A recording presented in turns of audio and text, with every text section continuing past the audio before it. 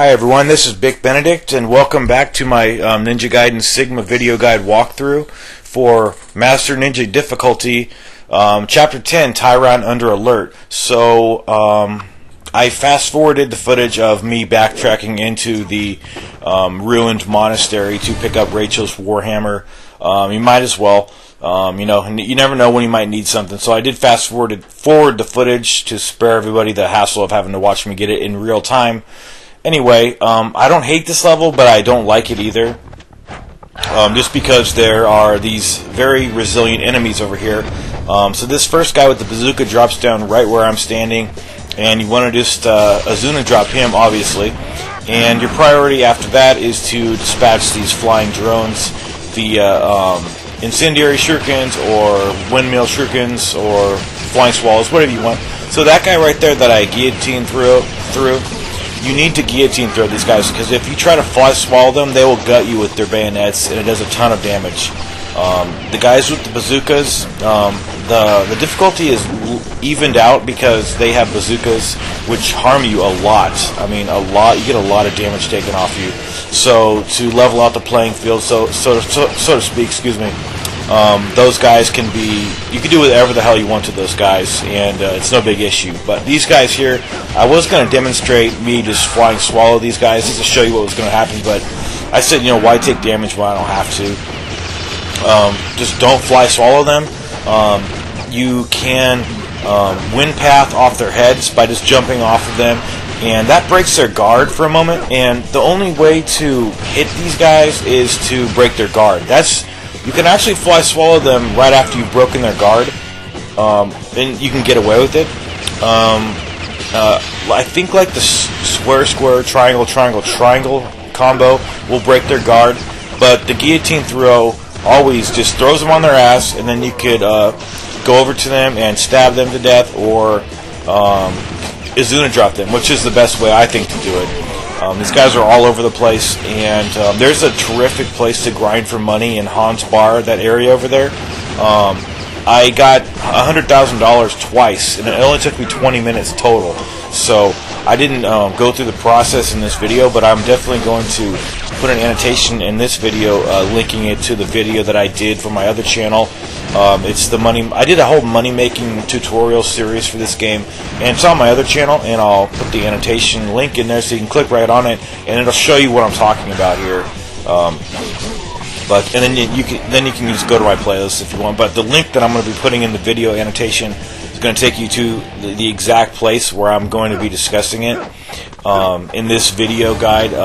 It's footage that I just recorded and uploaded recently, so it's camera manipulation at its finest. So you always want to get the bazooka guys first, and then deal with these guys. I just prefer to guillotine throw these guys. It's really easy. The game works really well at guillotine throwing, and so it's basically you just go over to them, guillotine throw them, and then when they're down, grab them, Azuna drop them. I think that's the best thing you could possibly do in all these situations. You see how much they'll grab you and kick you. These guys are, and this gets old really fast, to the point where I start really cursing badly and hating this level because of these guys with the huge armor. They look like guys out of Gears of War, as far as having so much armor on their bodies. But basically, it's the tough enemies, and then the guys with the bazookas, which are the easy enemies. So a few things are going to be doing in this stage. So you noticed I didn't have enemies over here, and then I got the save point, and then I died a little bit later in the section. So yeah, that gets, like I said, it gets old fast, and so just deal with it as much as you can. They're going to be on the next level, but hopefully we're going to be getting a health upgrade in this stage. So we'll have, and I'll be showing you how to get money beyond your wildest dreams. So there's two great spots to grind for money in the Han's Bar area. Later on with the brutes, I'll put an annotation in that too when I actually get over there. So I apologize for these loading screens. It's very, very sorry. So this drawbridge is back up. I never put it back down. I don't know what happened. But it's up again, and this is an unskippable cutscene. And basically, all we're dealing with here is that there's a tank blocking the door with the blue circles on it, so you can't access that area and pick up There is a chest over there. It's the Great Spiritual Elixir, so we'll just have to get that a little later. I mean, it's not possible. I don't know why they decided to put a tank there and block the path, but they did, so we can't access that area. I did this several times on this guide and the guide I did before, and the enemies always just charge out of this army tanker. There's two tankers, and sometimes they did charge out of the other tankers, so I don't really know what's going on over here. It seems like if they're gonna do it, they usually come out of this tanker here, and you can get into a real good pattern of like standing right at where the ramp is and charging up. But normally I gotta contend with these assholes over here, so I apologize for not being able to show that technique. But so you see the guillotine throw. The guillotine throw I think it's just indispensable for these enemies. It's great. So that's the last enemy. I think I stood around maybe looking for a couple more enemies. No, I didn't. That was another take. There's so many takes, they all blend into one another. But feel free to use Nimpo over here, because you can always go to the Hans Bar area and access that monolith. So you just want to clear these enemies, and then there are no more enemies. I don't believe until you get to the save point. Yeah, there are no more. There is another little helicopter throwing grenades down, missiles, but I'll show you where that is.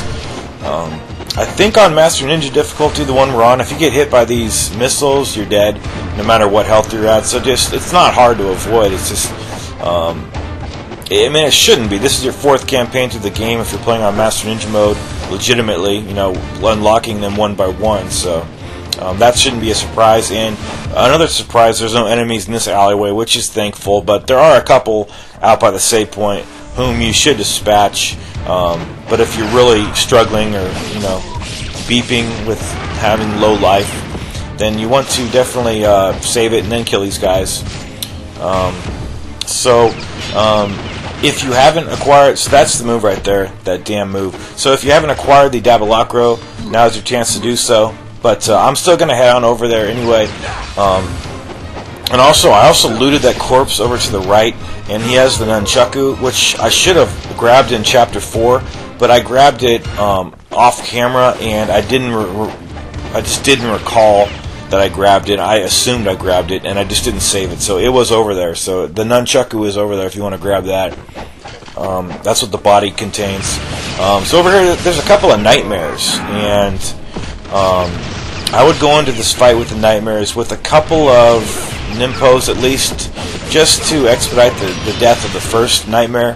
The Knightmares are not hard when they're one-on-one, but when there's 2 of them or more, their partner, their friends, their teammates, or whatever, they cast fire circles on the ground, so you can't move in certain areas. So it makes it very problematic. And on the fiend challenge, when there's 120 of those enemies, I don't know, it's way too difficult. So right over here, I was getting some items. There's 2 Knightmares here, but on that challenge, the fiend challenge is 4. There's sets of 4 every single time. So just imagine this times 2. So that would be 4. So you want to counterattack these guys' move. This first guy's moves pretty quickly before his friend starts throwing, casting those fire circles on the ground. So I'm using the Nimpo here to expedite this guy's death right here. And again, on these Knightmares, you don't want to hit them. You want to counterattack them. It's really good. So I think I failed to mention also that you should have gone into the Alma battle with the Dragon Sword at level 3, because in Chapter 9 you're allowed to upgrade the Dragon Sword to level 3. So on these guys, you won't see much of a difference right off the bat, but because these guys just have a lot of HP to begin with, And when they're going berserk, you just kind of have to wait until your guard gets broken and then dodge, because then they're going to hit you. So these guys are just ridiculously tough. When they get into berserk mode, they shoot like flames right out of their swords. I got hit by a fireball once I get into berserk. Once this guy gets into berserk mode, you'll see, and watch how much damage I get dealt. It's just crazy. So this fight is going to net you a life of the gods. So that's the reason why I'm doing this fight. So I filled up right there, and watch this fireball over here. Watch this.